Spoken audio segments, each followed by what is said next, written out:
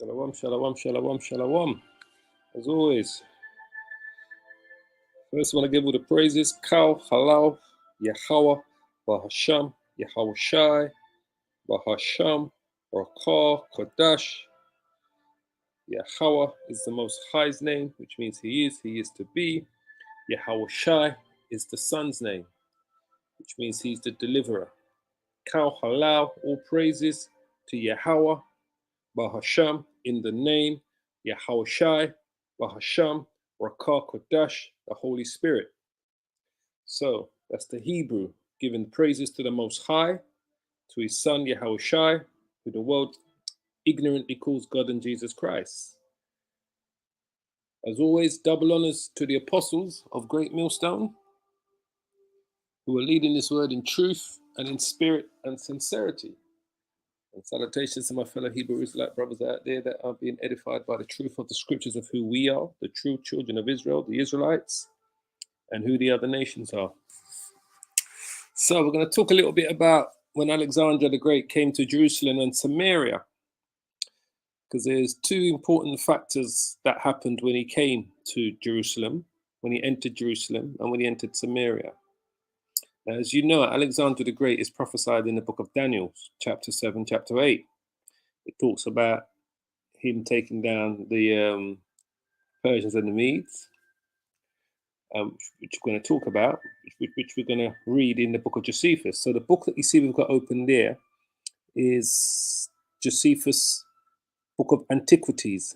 Now, Josephus was someone who lived around the time of 70 AD, when Jerusalem was taken down by the Romans under Emperor Titus and his son, Emperor Vespasian and his son, General Titus, right? And the other general was the Israelite, who was raised as a Roman. His name was Tiberius Alexander. Now, as you know, although we don't start, it says we're going to read some of this at Josephus, but basically what it's about is what we're going to read about is what happened to Alexander when he came to Jerusalem. All right, as we know, as he's prophesied in the book of Daniel, chapter 8, verse 3, where it talks about the two horns and the Persian and the Medes Empire, which really is the two horns. When it says one is higher than the other, that's the Persians and the Medes. And Alexandria is the third beast, which takes down the second beast in the book of Daniel. Now, this was prophesied roughly 200 years before Alexander began his campaign to conquer the known world. So the Hebrew Israelite prophet Daniel was inspired to write a series of prophecies about the beasts that represented great empires. All right. So when he wrote about the great ram, that was when he says, "As my eyes raised up, he looked. There was a ram standing before the water course, and it had two horns. The two horns, one tall, but the other one was higher than the other." That's the Persian and the Medes Empire. So let's just read a bit of this here. So we're going to go down to, we're in the book of Antiquities, Josephus Antiquities, chapter 8, book 11, all right? And we're going to go down to here where I've highlighted. So this is when Alexander came into Jerusalem. It says here, now Alexander, as I see, I've got highlighted there, right? So it says, now Alexander, when he had taken Gaza, he made haste to go up to Jerusalem. And Jedua, the high priest, when he heard that, he was in agony and under terror, because at first the Israelites were trying to withstand Alexander and his armies from entering Jerusalem and Israel, right? Because he was coming in from Egypt. So coming into the southern kingdom, Judah, right? Because he was entering it from Egypt. So he says, as not knowing how he should meet the Macedonians, as we always tell you, Alexander is a Macedonian. They're not actually Greeks, they're Macedonians. They're Eastern Europeans that conquered Greece and took on their customs. It says, as not knowing how he would meet the Macedonians, since the king was displeased at his foregoing disobedience, because they had put up a rebellion at first, as I said earlier, he therefore ordained that the people should make supplication and should join with him in offering sacrifice to the Most High, all right? Whom he besought to protect that nation and to deliver them from the perils that were coming upon them. Whereupon the Most High warned him in a dream, because remember, he had this dream. And this is what we're going to focus on, the dream, and we're going to focus on what happened to him when he came to Jerusalem and what happened to Alexander when he went into Samaria. It says, whereupon the Most High warned him in a dream,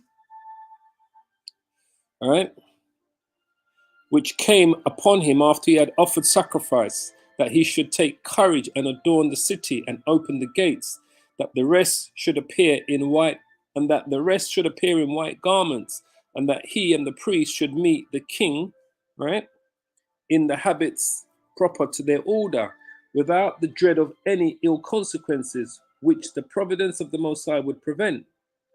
Upon which, when he rose from his sleep, he greatly rejoiced and declared to all the warning he had received from the Most High, according to which dream he acted entirely, and so waited for the coming of the king. All right, so lucky. This is the dream that the high priest had, in saying that don't put up any resistance against Alexandra, just open the gates. This is the dream that the high priest Jadua had, or Yadua, it would have said, had, right? Saying, don't put up any resistance against Alexandra, just open the gates to him, right? And so waited for the coming of the king. So they waited for Alexandra to approach Jerusalem, because in the beginnings, the Israelites did put up resistance against Alexandra when he was coming into Tyre, one of the coastal cities, right? They was putting up resistance against him, all right, when he first came into Jerusalem, when he was entering Jerusalem.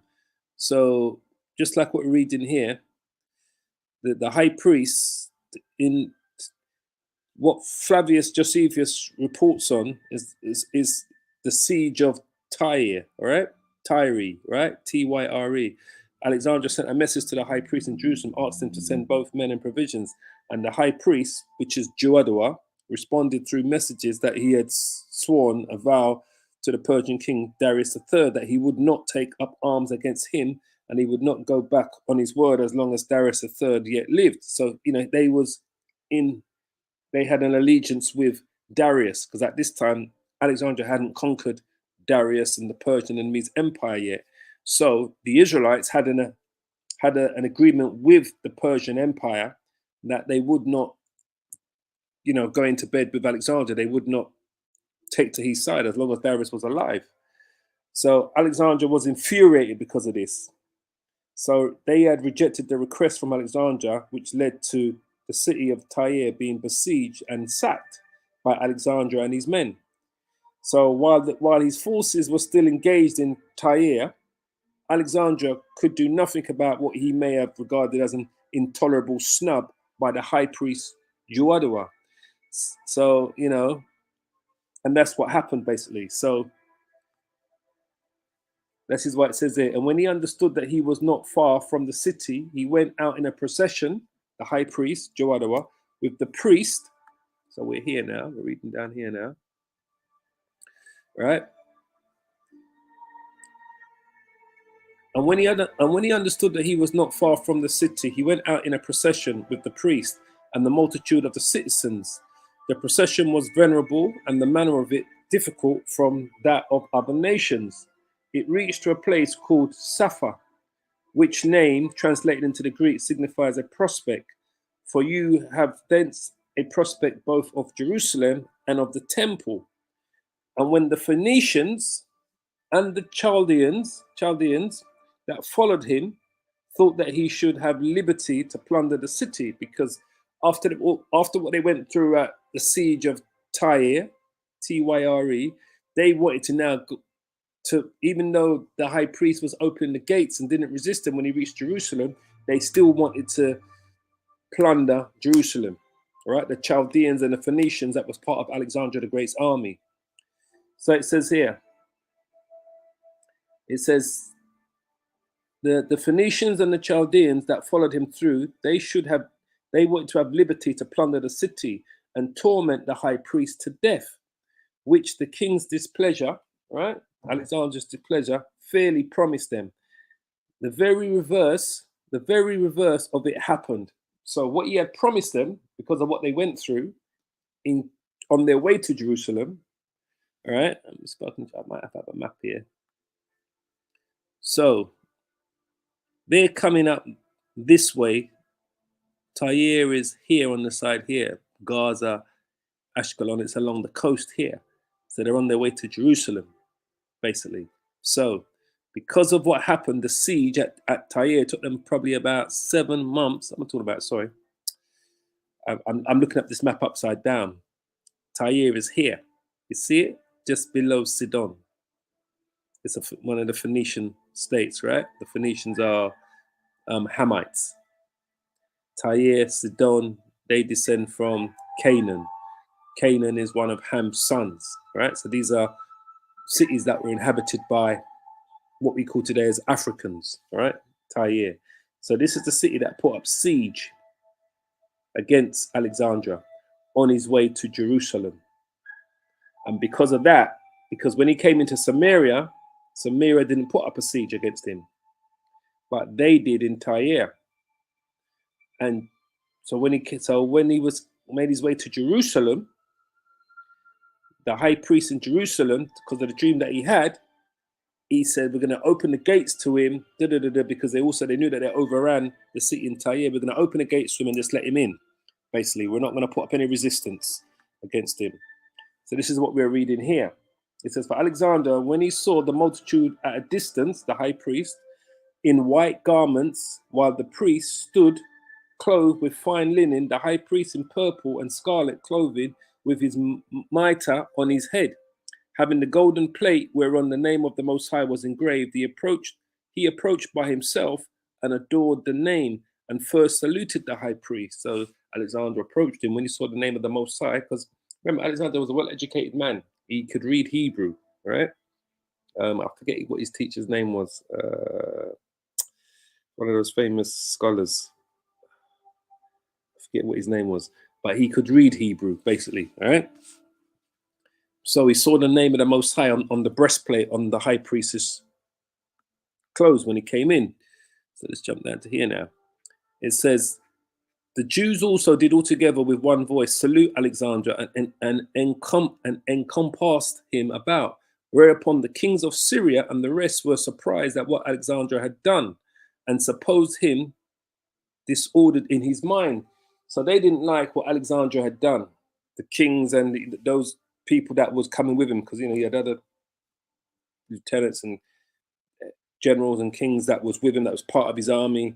They thought Alexander had lost his mind when he saw how he greeted the high priest after what they went through with the siege in the city of Tyre on their way to Jerusalem. So it says there, how it came to pass that when all the others adored him, he should adore the high priest of the Jews, right? So it says, to whom he replied, I did not adorn him, but that the Most High, who has honored him with the high priesthood. For I saw this very person in a dream. So Alexander had a dream of the high priest, right? In this very habit, when I was at Dios in Macedonia. So now he's telling his men, right, who were displeased with what Alexander had done, especially he's talking to Perenio, right? He said that he saw this high priest in a dream, and all of these high priests in their white clothing and with the breastplates on them and the name of the Most High on the breastplates. So Alexander's explaining to his generals, right, that he had a dream of this meeting that was taking place now when he had arrived to enter through the gates of Jerusalem. So he says, so Alexander says there, he says, I did not adore him. I wasn't showing all of this respect of persons, he's basically saying, but that the Most High, who has honored him with the high priesthood. For I saw this very person in a dream, in this very habit, when I was at Dios in Macedonia, who, when I was considering with myself how I might obtain the dominion of Asia, exhorted me to make no delay, but boldly to pass over the sea thither. For that he would conduct my army and would give me dominion over the Persians.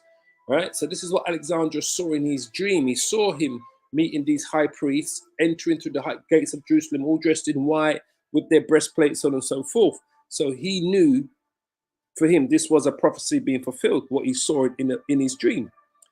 So it says here, it says, whence it is that having seen no other in that habit, and now seeing this person in it, so the place that the high priest met Alexandra, in his dream, he saw the exact same place. Right? He saw this high priest, he saw them dressed in white, he saw them with the breastplates over them, he saw with the name of Yahweh, the Most High, on the breastplates. He saw all of this in his dream, right? Which he had when he was in Macedonia.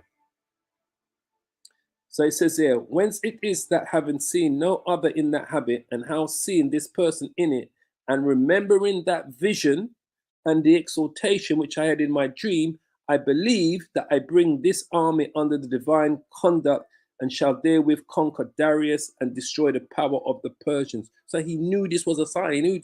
He knew that that was his destiny, and this is why he showed favor to the Israelites in the southern kingdom, in the kingdom of Judah, when he entered Jerusalem. Right? He was no longer angry with them for what took place in Tyre.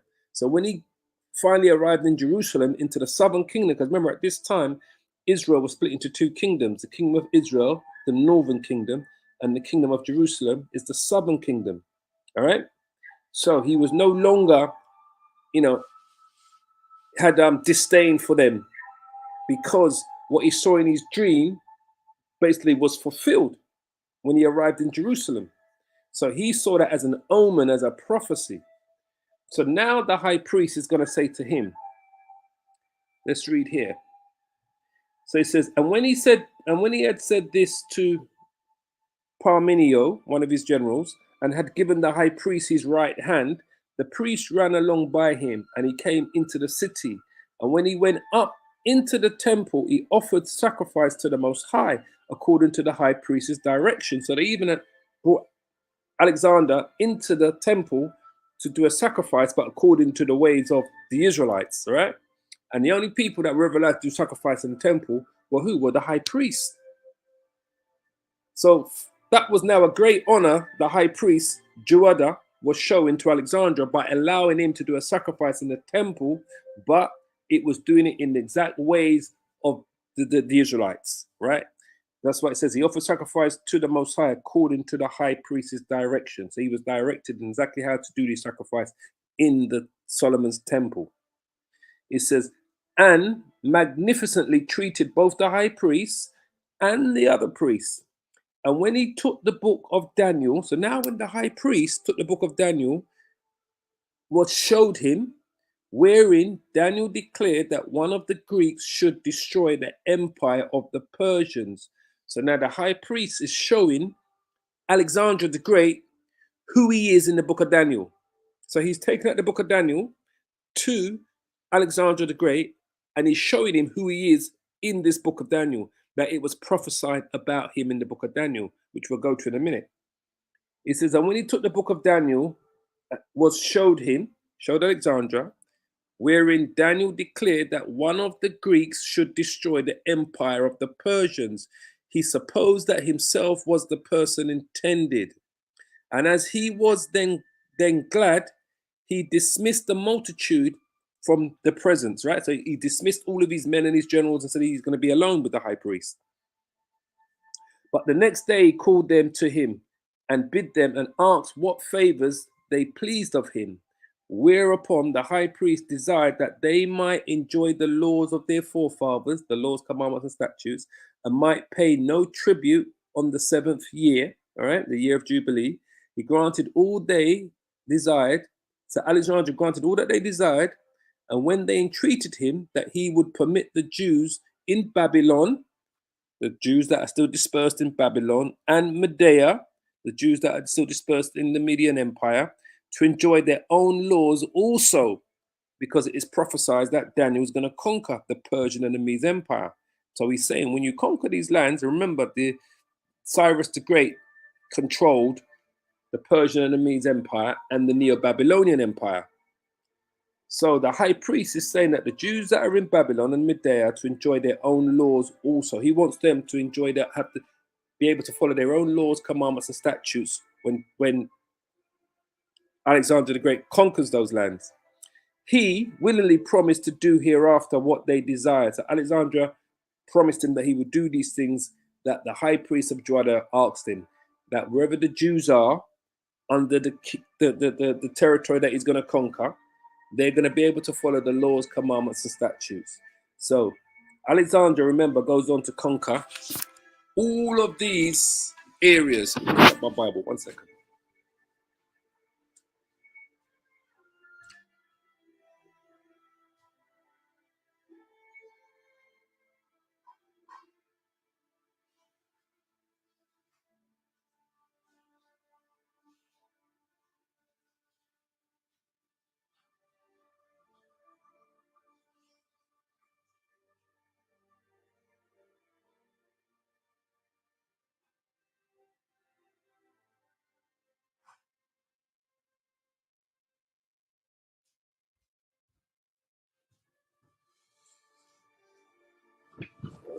So these are all the places where Alexander the Great conquered, all right? All what you see here on this map here, right? All the way to India. See India here? Those are Elam, the Elamites. So where was this prophesied in the Bible? It was prophesied here in the Bible, right? Where it speaks about the little horn.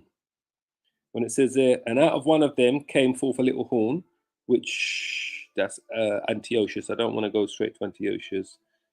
South towards east.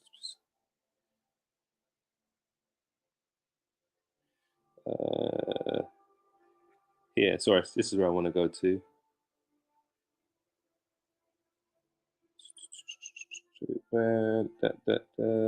Hold on, so verse 3 first. Let's start at verse 3 first, and we're going to go down a bit. So it says here, this is what was prophesied. This is what the high priest was referring to. Daniel 8:3. It says, then I lifted up my eyes and saw, and behold, there stood before the river a ram which had two horns, the Persian and the Medes Empire. And the two horns were high, but one was higher than the other, and the higher one came up at last. So when it says one that was higher than the other, that's talking about the Persian and the Medes Empire. So the Persian Empire was the one that became more powerful than the Medes Empire when Cyrus the Great had conquered the Neo-Babylonian Empire. All right. So when it talks about the one horn that was higher than the other, it's basically it's the ram represents the Persian and the Medes Empire, and the horn that was higher than the other was the Persian Empire, became more powerful than the Median Empire, but Cyrus the Great conquered it all, and then obviously son Darius the Great took over later on after Cyrus had died. So that's when it says here, which are the two horns? And the two horns were high, but one was higher than the other, and the higher one came up last. The Persian Empire came up last in the power. Then I saw the ram pushing westward and northward and southward, so that no beast might stand before him, neither was there any that could deliver out of his hand. But he did according to his will and became great. And as I was considering, behold, an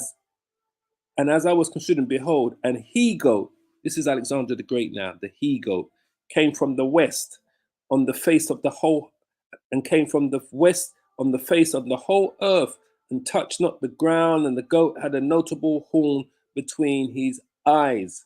All right, this is Alexander the Great.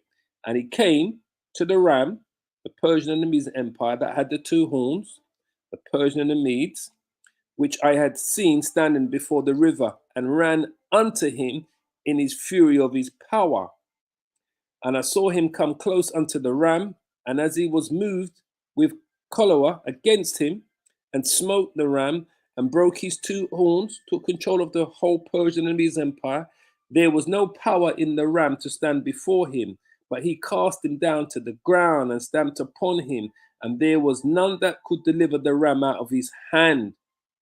Therefore, the he goat, waxed very great, and when he was strong, the great horn was broken, and for it came up four notable ones towards the four winds of the heaven. So after Alexander the Great had died, because he died around 333, 323 BC, 322 BC. He died, he was around 33 years old when he died. That's when his kingdom was broken up into four. And that's when we had now these empires, the Seleucids, the Ptolemies. You had Antigonus was one of them, but he was taken down by Lasamaeus. So you had Lasamaeus, you had Ptolemy, you had Seleucid, and who is the other one again? There's four generals, right? Because Antigonus was the lesser one, Cassander, that's his name, Cassander. And it was Lasamaeus, Seleucus, and Cassander that came against Antigonus and took him down. So the four generals that came out of the four winds that he's talking about is the Seleucid, Ptolemy, Lasamaeus, and Cassander, Alexander the Great's four generals. So when it says there, therefore the he goat waxed very great, which he did, Alexander the Great, because he conquered all of this territory here. He waxed very great. And this is what the high priest Jaddua was telling him about him, how he was in the book of Daniel's. And when he was strong, the great horn was broken. That's when he died. And for it came up four notable ones towards the four winds of the heavens. The four notable ones are Alexander the Great's four generals. As I said, Seleucus, Cassander, Lasamaeus, and Ptolemy. Antigonus was another one of the generals, but he was a lesser one, and he was taken down by Cassander, Lasamaeus, and Seleucus. They came together against Antigonus, right? And so you had the four main generals where his kingdom was split between those four. And that's how we get these empires here. The Seleucids, Ptolemy, and Lasamaeus and Cassander's empires were up here, basically. Yeah? So that's what we got from there. So this is what he was being told. And if we go down, I think it's first interpretation of the vision. Okay, so this is what the high priest was showing Alexander. He brought him the scrolls of the book of Daniel, and he showed him himself in there. And he said, the ram which thou sawest having two horns are what? The kings of the Media and the Persian Empire. And the rough goat is the king of Grecia. And that's why the high priest said to him, it is you that's prophesied in the book of Daniel that's referred to as the king of Grecia. He was a Macedonian, and the first place they conquered was Greece. And the great horn that is between his eyes is the first king, Alexander the Great. Now that being broken, whereas four stood up for it, four kingdoms shall stand up out of the nation, but not in his power. Those four kingdoms are the four generals that ultimately split up this kingdom and created these different empires: the Seleucid Empire, the Ptolemy Empire, the Cassander, and Lasamaeus. All right, they finally created those four empires with the four generals. But this is what Josephus was writing about when he talked about the high priest, when he told him here,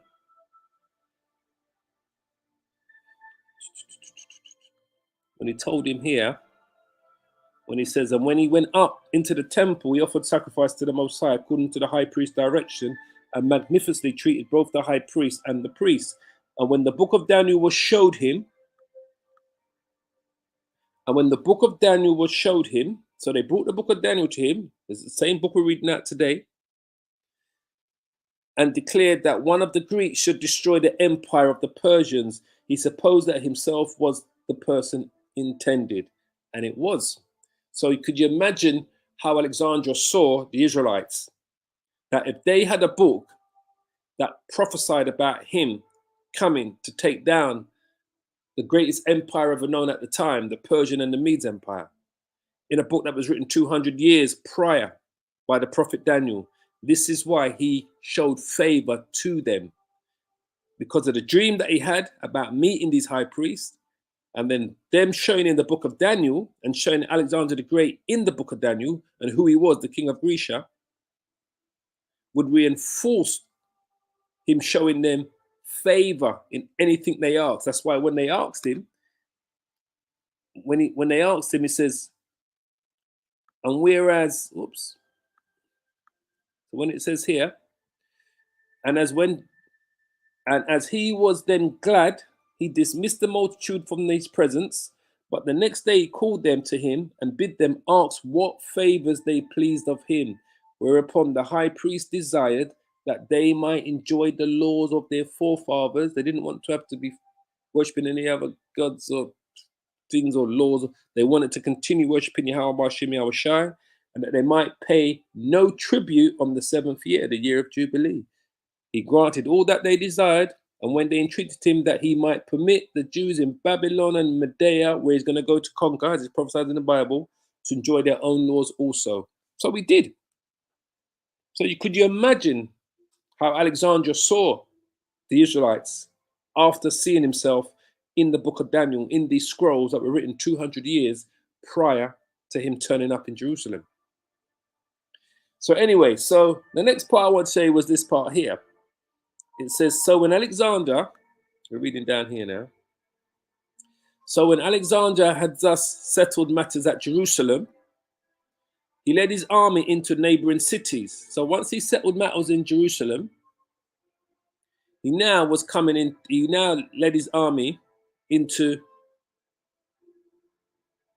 the northern kingdom. All right. So it says here, this is what I wanted to see here.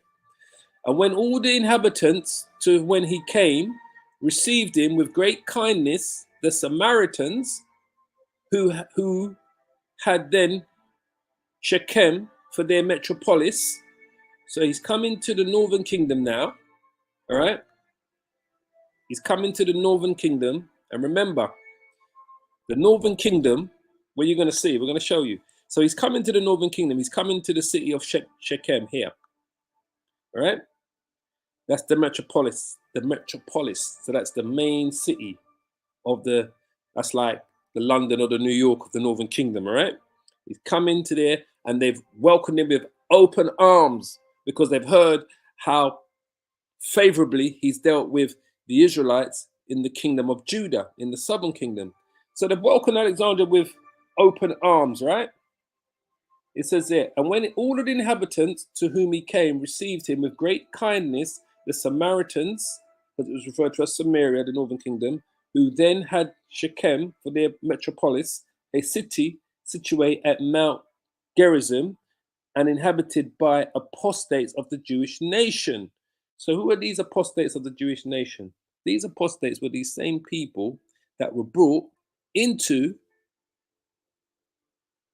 the promised land by the king of Assyria. So it says here, and you're going to see, it says, for the children of Israel walked in all the sins of Jeroboam, which he did. They departed not from them until the Lord removed Israel out of his sight, as he had said by all his servants, the prophets. So was Israel carried away out of their own land to Assyria unto this day. So they were taken out of the land of Israel. All right. So Josephus is writing about what took place when Alexander the Great came into the southern kingdom. All right. So I'm going to show you how crafty these people are. No different than what you see happening today happened back then. It says here, it says, for such is the disposition of the Samaritans, right? As we have already elsewhere declared, that when the Jews are in adversity, all right? So we're reading from here now. It says, for such is the disposition of the Samaritans, as we have already elsewhere declared, that when the Jews are in adversity, they deny that they are kin, that they are the kindred to them. And then they confess the truth. They say who they are. Who are they? This is who they are. When they're in adversity, in the kingdom of Samaria, the northern kingdom, right? Here, It says, when the Israelites in the southern kingdom is in adversity, they deny that they are Jews and they actually confess who they truly are, right? That's what they do. Anytime they see the southern kingdom in adversity, they confess who they truly are. They deny, they say, oh, no, no, no, we're not the Jews, right? Just like what we're reading here. It says, for such is the disposition of the Samaritans, the northern kingdom, right? As we have already elsewhere declared, that when the Jews are in adversity, they deny that they are of kin to them, and then they confess the truth, right? So who are they? It says here, cities of Israel filled with strangers. This is who they are. These are the strangers in the land. This is why the Lord said to the Israelites, right, in Matthew 10 and 5, go not into the way of the Gentiles or to any of the city of the Samaritans, enter ye not, but go to the lost sheep of the house of Israel. And when you go, preach, saying the kingdom of heaven is at hand. Why? Because those people that were in Samaria in the northern kingdom were not the Israelites. This is who they are. And the king of Assyria brought men from Babylon, and from Cuthah, and from Aba, and from Hamath, and from Sepharvaim, and placed them in the cities of Samaria instead of the children of Israel. And they possessed Samaria and dwelt in the cities thereof. This is what they did. And so it was the beginning of their dwellings that they that feared not the Lord. Therefore the Lord sent lions amongst them, which they slew some of them. Wherefore they spake to the king of Assyria, saying, the nations which thou hast removed, the Israelites from the northern kingdom, and placed in the cities of Samaria, know not the manner of the Most High of the land. So these people that were brought into Samaria, they don't know the Lord's commandments and statutes because they're not the Israelites. Know not the manner of the Most High of the land. Therefore he has sent lions amongst them, and behold, they slay them, because they know not the manner of the Most High of the land. Then the king of Assyria commanded, saying, carry thither one of the priests whom ye brought from thence, and let them go and dwell there, and let them teach them the manner of the Most High of the land. Right? Then one of the priests whom they had carried away from Samaria came and dwelt in Bethel, and taught them that they should fear the Lord. So one of the priests that was brought into captivity into the land of Assyria under King Shalmaneser V, they brought him back to the land of Israel to teach these people who the king of Assyria had now put in place in the land, that he took out from Babylon and from Cuthah and from Ava and from Hamath and from Sepharvaim, who he placed in the cities of Samaria. He took one of the priests who was taken away into captivity in the land of Assyria, took one of the high priests and brought them back to the land of Israel, to the northern kingdom, to teach them the laws. It says, then one of the priests whom they had carried away from Samaria came and dwelt in Bethel and taught them how they should fear the Lord. This is what they did. So when we go to John 4 here, when it talks about the woman of Samaria, this is why the Lord said this to her, because those people in the land of Samaria, right, were these people here that came from Babylon, Cuthah, Ava, and Hamath, and from Sepharvaim, who were placed in the cities of Samaria. Where is Samaria? Samaria is what they refer to as the northern kingdom. The kingdom of Israel was called Samaria. That's why you see the star there. Samaria, that's what they called it. These were heathens that were brought into the land. The northern kingdom Israelites were taken out of the land. So when Alexander came into Israel in 330 BC, into the northern kingdom, it was heathens living in the northern kingdom. All right. So by the time the Lord was on the scene, Yahushua and the prophets and the disciples, these same heathens were living in the northern kingdom that came from Babylon and Cuthah and Ava and Sepharvaim, that the king of Assyria brought into the land. Why did they know the customs of the Israelites? Because the king of Assyria sent them what? Then one of the priests, the high priest, whom they had carried away from Samaria, came and dwelt in Bethel and taught them how they should fear the Lord. This is why this conversation took place. The woman of Samaria. Then cometh a woman of Samaria to draw water. Yahushua says unto her, give me to drink. for his disciples were gone away unto the city to buy meat. Then says the woman of Samaria unto him, how is it that thou, being a Jew, askest drink of me, which am a woman of Samaria? So she knew that she wasn't an Israelite. She knew she was one of those people that come from either Babylon or Kuta or Ava or Sepharim that was brought into the land. For the Jews have no dealings with the Samaritans, because the southern kingdom, all the way back to Alexandria, knew these people in the land were not Israelites. And we're going to show you. And Josephus knew this as well. So it says here, Yahweh answered and said unto her, if thou knewest the gift of the Most High, and who it is that says to thee, give me to drink, thou would have asked of him, and he would have given thee the living water, which is the word, right? The woman says unto him, sir, thou hast nothing to draw with, and the well is deep. From whence then hast thou that living water? She didn't understand that the Lord was talking about the word, the scriptures, right? The word of the Most High and the prophets, and the word of Yahweh Shai. That's the living water, the Bible, the scriptures. So he says unto her, she says, the woman says unto him, sir, thou hast nothing to draw with, and the well is deep. Because she's now talking about actual water. From whence then thou hast that living water? Art thou greater than our father Jacob, right? Which gave us the well and drank thereof himself and his children and his cattle. So she thinks her forefathers are Jacob.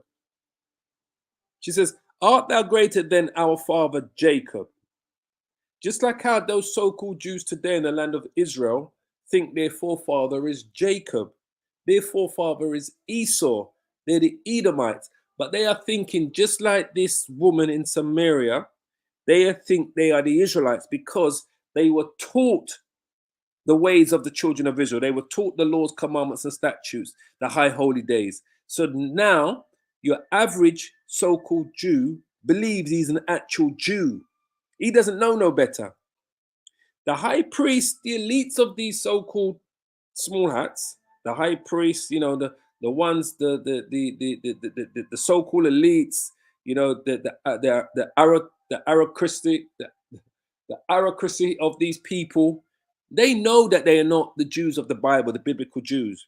But the average John Doe and Jane Doe, who calls herself a so-called Jew, truly believes that she's a Jew or he's a Jew because they were taught this by their fathers and their forefathers and their forefathers, just like how this woman in Samaria was taught this.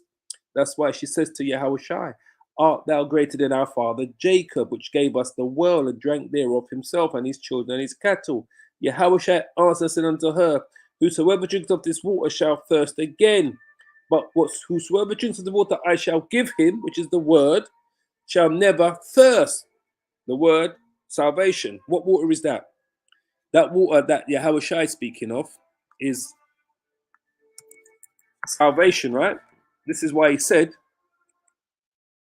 to the disciples, these 12 Yahweh Shai sent forth and commanded them, saying, go not into the way of the Gentiles, or into any city of the Samaritans, enter ye not. Into any city of the Samaritans, the northern kingdom. Don't go into any of them. Because the Lord know who was up in those places.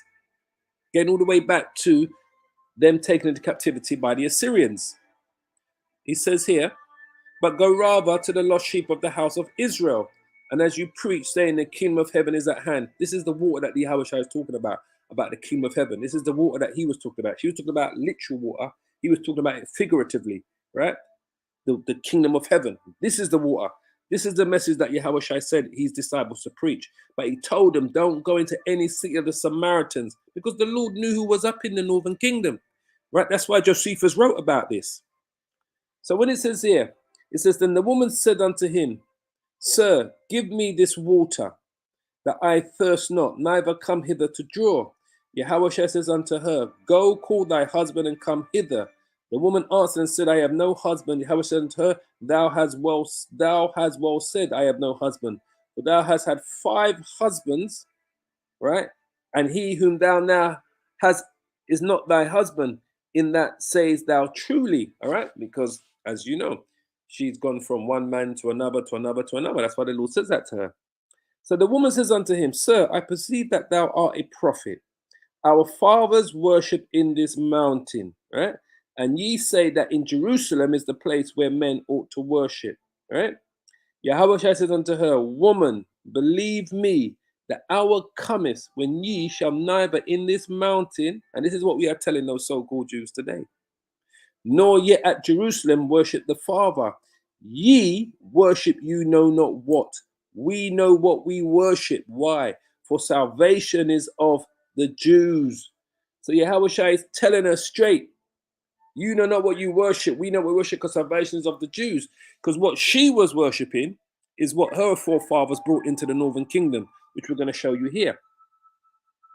It says here, then the king of Assyria commanded, saying, Carry thither one of the priests whom ye brought from thence, and let them go and dwell there, and let him teach them the manner of the gods of the lands.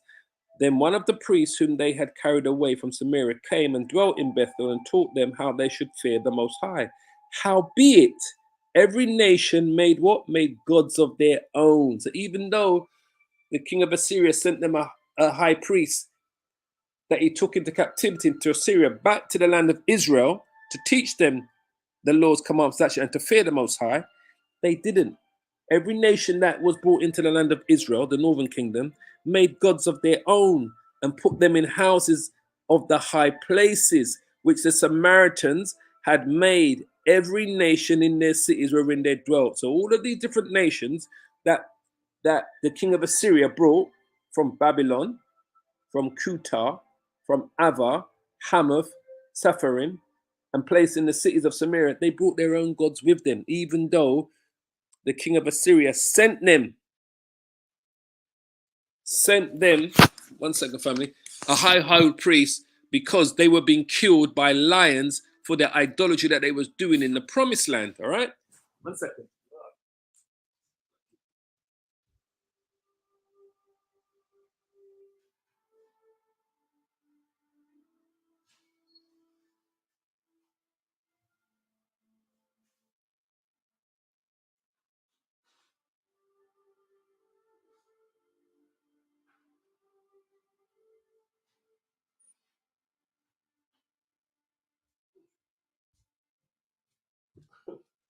So lucky. Whoa. Yeah, I'm getting into this lesson. I've been on this Hellenization Greek stuff all week.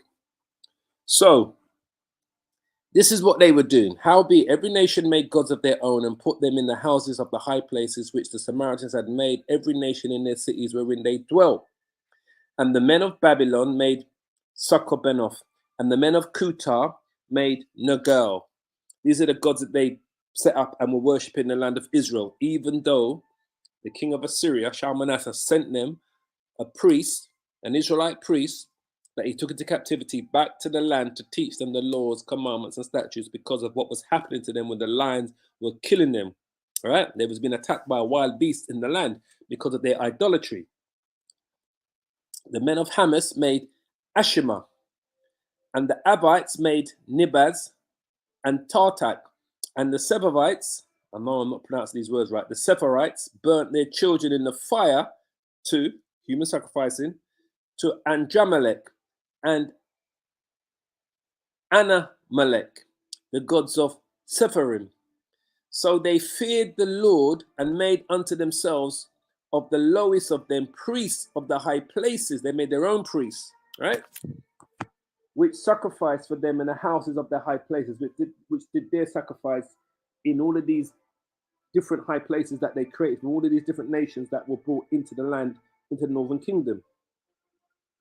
So it says there, they feared the Lord and served their own. They feared the Lord, but they served their own gods, after the manner of the nations whom they carried away from thence.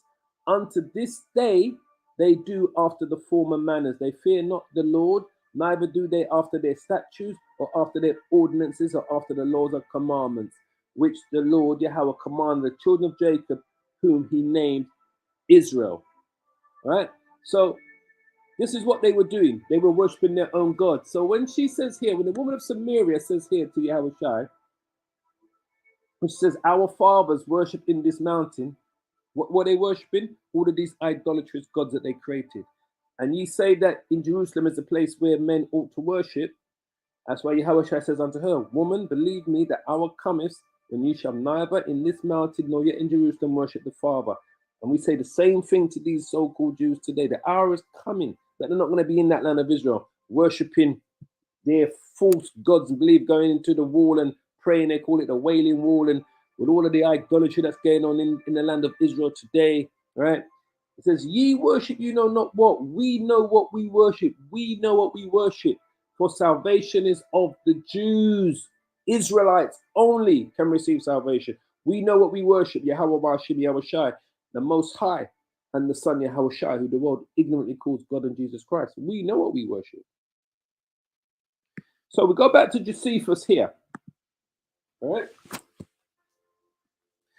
And he says here, it says, for such is the disposition of the Samaritans in the northern kingdom, right? Those heathens, as we have already elsewhere declared, that when the Jews are in adversity, they deny that they are kin of them. So when the real Israelites are in adversity, those in the northern kingdom, those heathens, they deny that. They say, oh, we're not Jews, right? And then they confess the truth. Then they tell you who they truly are. They come from out of the Assyrian Empire. They were brought into there by Shalmaneser V. They are Babylonians. They're Avon. They're from Syria. They're from Hamath. They're from Kutar. You know, that's who they are. But when they perceive, this is how these devils operate.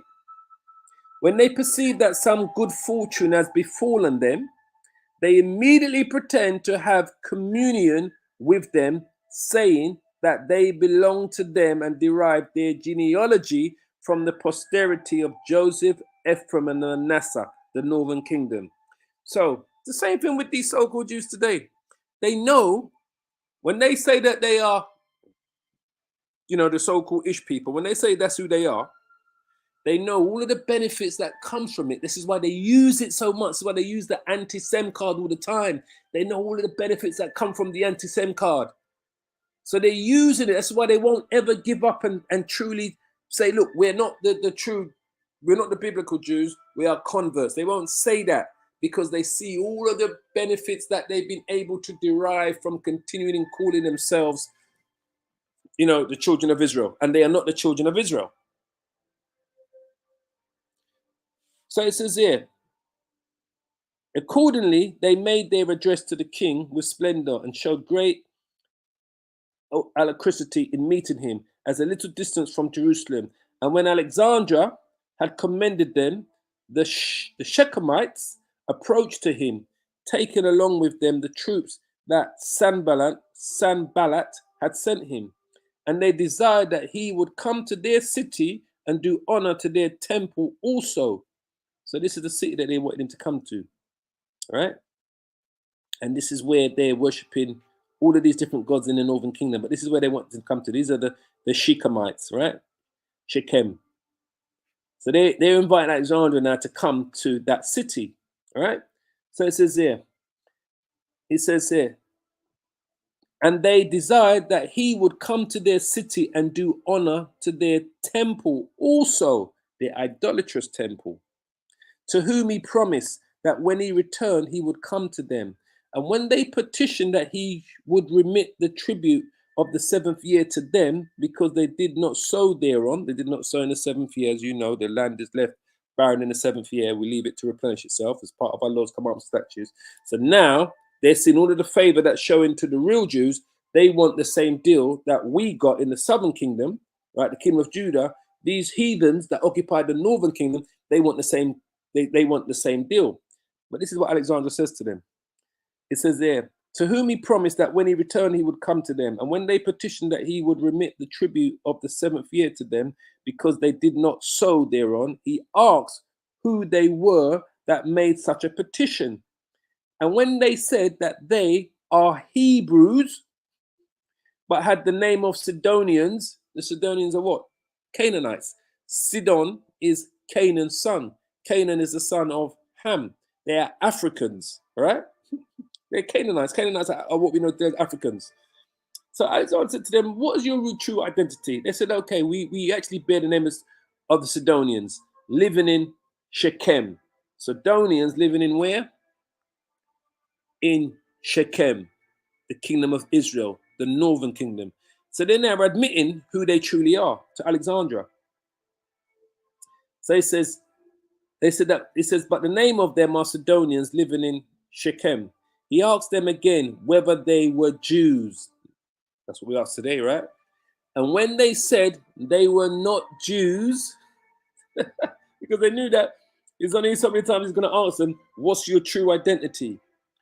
It was to the Jews, right? So when they said that they were not Jews, it was to the Jews, said he, that I granted the privilege. However, when I return and I am thoroughly informed by you of this matter, I will do what I shall think proper. And in this manner he took leave of the Shechemites, but ordered that the troops of Sanballat should follow him into Egypt, because there he designed to give them lands, which he did a little after Tobias, when he ordered them to guard the country.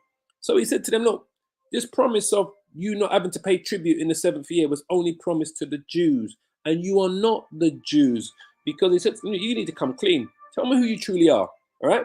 Because he knew that the true Israelites in the southern kingdom, right, told Alexandra that these people up here, they've been living there since the time of the Shalmaneser, the Assyrian Empire. The southern kingdom knew who these people were in the northern kingdom. That's why our Lord said unto them, go not into the way after the Gentiles, or to any house of the Samaritans, enter you not, but go to the lost sheep of the house of Israel. So it's even back then, the people in the land was claiming to be who we are. But Alexander called them out on it. The same thing what we're doing today, calling them out on who these people are. And that's why the Lord said, go not into the way after the Gentiles, or any city of the Samaritans, enter ye not. Because he knew those people in the northern kingdom were not the Israelites, but go rather to the lost sheep of the house of Israel. Right? Simple as that.